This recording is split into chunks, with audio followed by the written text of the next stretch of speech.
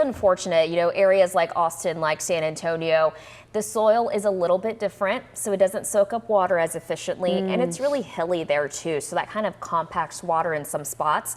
So we see that type of flooding. Luckily, our rain was much lighter, and it is much lighter this morning as well. I am starting off with the large view, though, across the entire state, because if you are commuting today to maybe a different city, something you need to know is that rain will continue for areas like Houston, areas like Austin, San Antonio will get a little bit of that rain, although it is drying out. A bulk of that rain is really scattered across North Texas now, and we'll continue to see a few pockets of slightly heavier rainfall, and I'm seeing it right now in Arlington and in Grand Prairie, although nothing like what we saw in San Antonio yesterday morning. We're also seeing some of that scattered rain continue for Tarrant County. Wise County still looking at some moderate to heavy rainfall, especially on the northern half of it. For the most part, we're just looking at light scattered rain, and that'll continue even through Johnson County towards Meridian Hill County as well. Otherwise, expect the rain the next several hours. We're expecting this to mainly dry out as we head into the afternoon.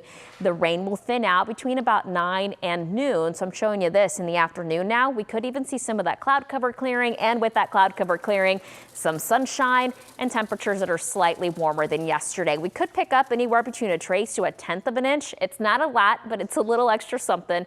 The higher totals will be along our western counties where rain does pick up a little bit in intensity this morning.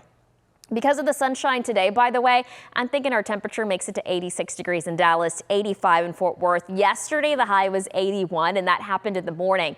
Generally staying in the 70s during the afternoon yesterday. Won't be the case this time around.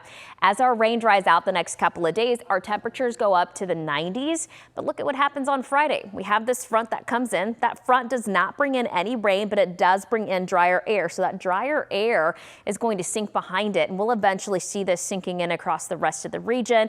And that's going to really help us out, especially when it comes to Sunday. Sunday morning, it'll be in the 60s and really feeling like fall. And just to get you extra excited about it, here's a look at that forecast. 88 Saturday, 87 on Sunday, but look at Sunday morning. I'm calling that the best morning in the next week or so. Cool and crisp as that humidity starts to creep out of the area.